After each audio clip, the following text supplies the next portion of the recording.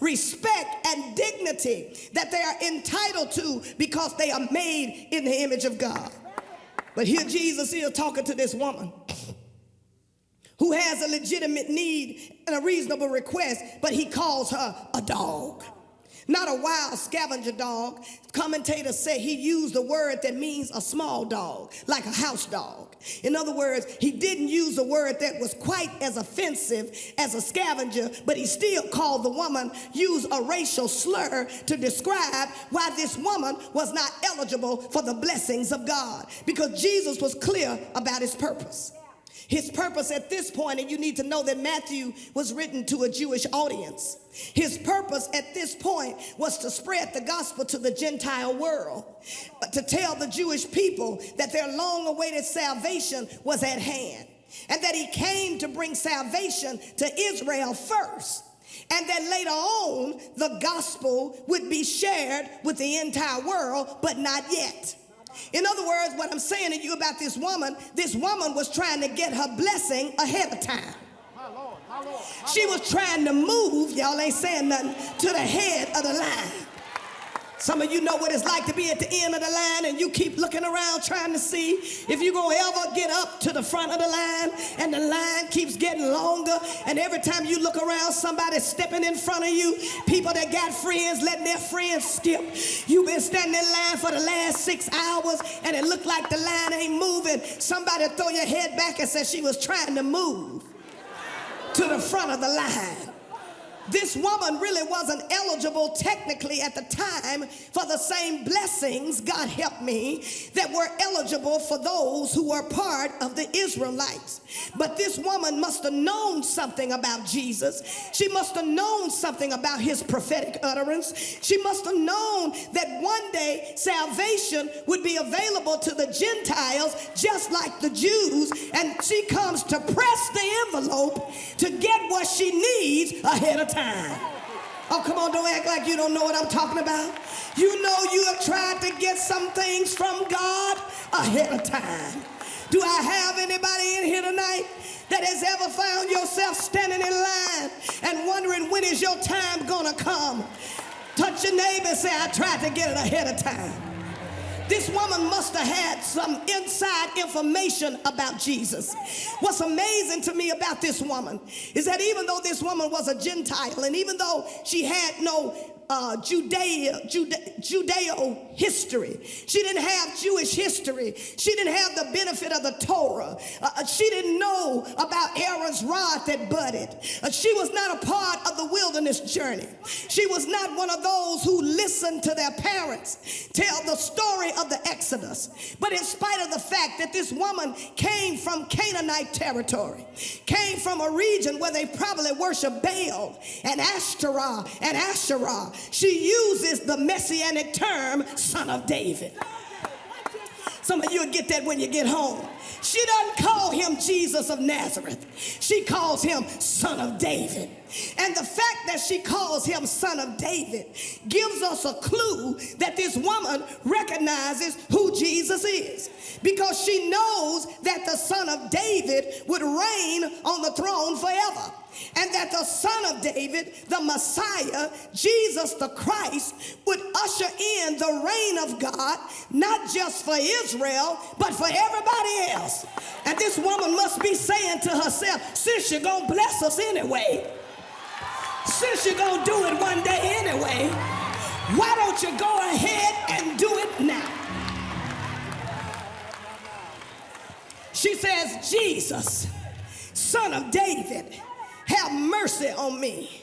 She must have recognized Jesus as fulfilling the prophecies. It's almost as if she knows about the messianic secret before everybody else.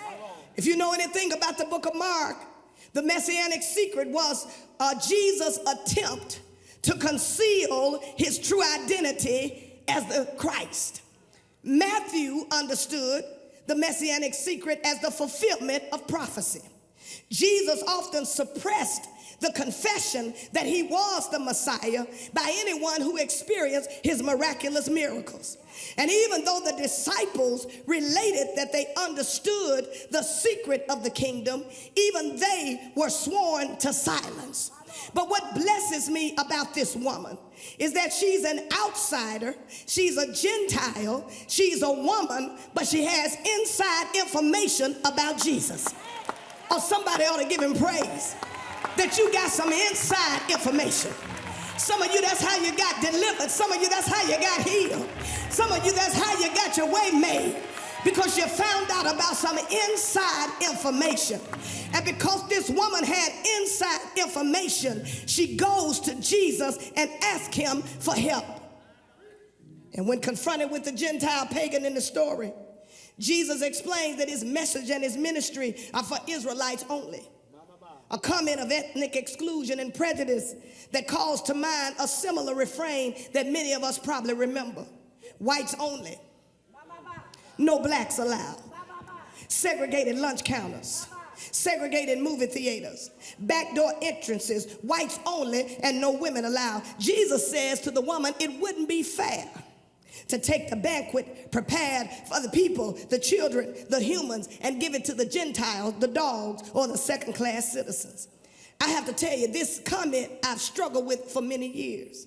It seems uncharacteristically harsh, and many of us have struggled with this exchange because it's so unlike Jesus, the friend of sinners.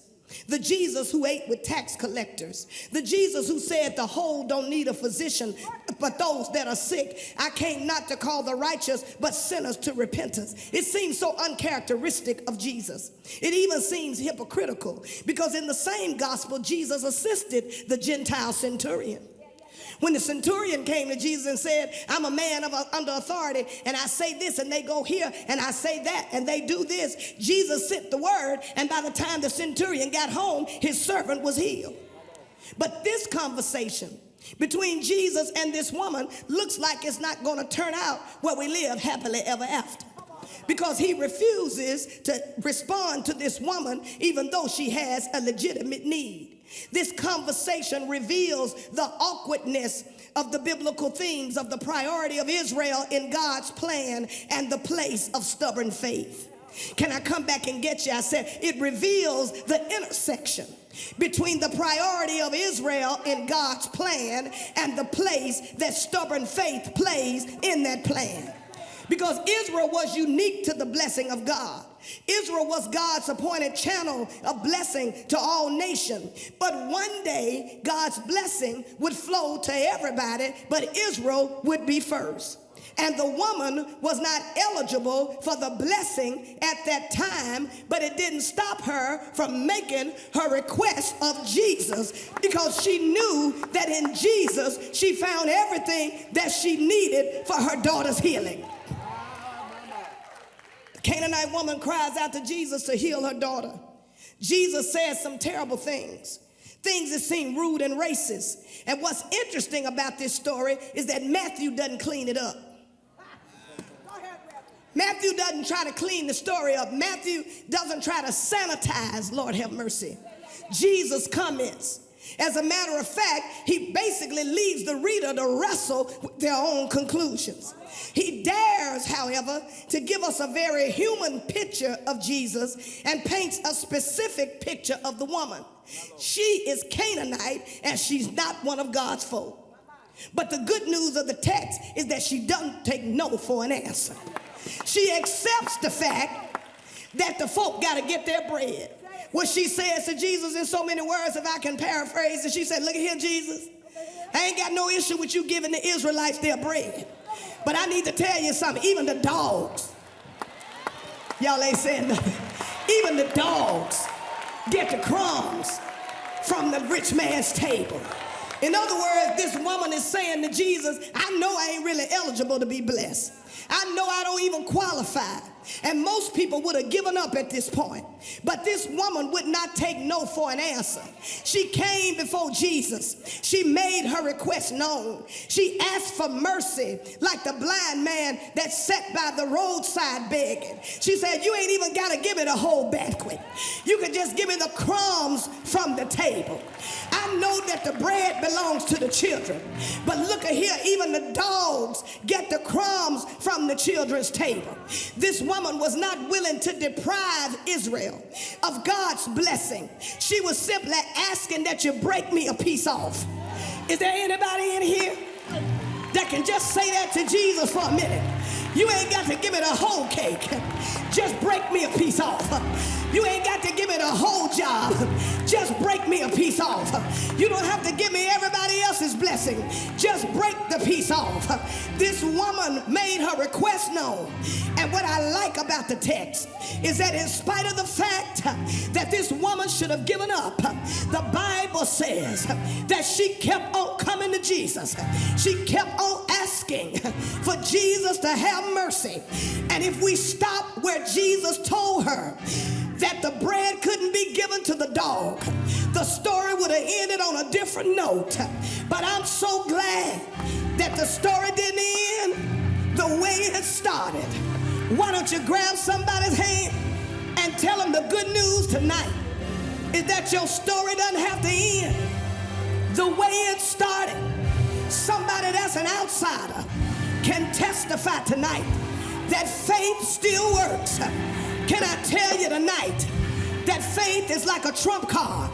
Some of y'all know what trump is. Oh, where my spade players. You know when you play spade, spade is a trump card. It outranks clubs. It outranks hearts. It outranks diamonds. In other words, when you got a spade and you trump tight, it can override everything, even when your partner got a bad hand. May I suggest to you tonight that faith is a trump card. In the natural, there are laws, but when you got faith, it's a trump card that will give you supernatural results. This woman wouldn't take no for an answer. Jesus said, your faith, your pistis, your conviction, your belief about God has gotten your request. And her daughter was healed at that hour. I just stopped by tonight to tell somebody that you might feel like you're on the outside looking in. You may feel like you're being left over and looked out. You may feel like God ain't saying nothing. You may feel like you don't belong. You may feel like you're on the outside of what God is doing. But I've come to tell you that if your faith is being tested by silence, that faith still works. It's still a trump card. It trumps morality. It trumps ethnicity. It trumps nationality. It trumps social status. It trumps your age. It trumps gender. Is there anybody here that can give him some praise that faith still works? Now faith is the substance of things hoped for. It's the evidence of things not seen. For by faith the elders earned a reputation with God. And without faith it's impossible to please God. For he that cometh unto God must believe that he is God. Shake that hand. Tell him, I believe that he is God. And faith still works. By faith Abel offered a better sacrifice than Cain. By faith Enoch was translated so he didn't see death. By faith Noah built an ark and saved his family. By faith Abraham went to a place that he did not know because he was looking for a city whose builder and maker was God. By faith Sarah, who was barren, conceived a son. By faith Abraham offered up Isaac and a ram showed up in the bush. By faith Moses stretched forth his rod and the Red Sea was parted. By faith the walls of Jericho came tumbling down. By faith Nehemiah rebuilt Jerusalem's wall. By faith David slew Goliath. By faith Daniel was delivered from the lion's den. By faith Samson conquered Philistine. By faith Shadrach, Meshach, and Abednego were delivered from a fiery furnace. Shake somebody's hand. Tell them faith still works. Faith will open doors. Faith will bring deliverance. Faith will bring healing. Oh, shucks here. Somebody shake that hand. Tell your neighbor, I ain't got money. I don't have connection. I don't have degree, but I got faith.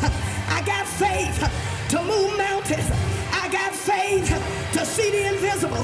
Faith to believe the impossible. Faith to believe the invisible. Faith that can conquer anything. Clap your hands. Give God glory. Somebody throw your head back and say, faith still works. Do I have anybody in the house that can give him praise that faith works? That's how you got healed. That's how you got delivered. That's how your joy came back. That's how your hope came back. That's how you got your ministry back. Faith still works. Shout yes, yeah, yeah, yes, yeah. Grab somebody's hand. Tell them faith still works. It's a trump card, and it may not come when I want him, but he's always on time. I had some folk that weren't qualified. Shake somebody's hand, say I wasn't eligible. Shake somebody's hand, say I was outside. I wasn't qualified. I was looked over. I was left out. I was locked out. But thanks be to God for faith that move mountains. Shout yes, yes, yes, yes.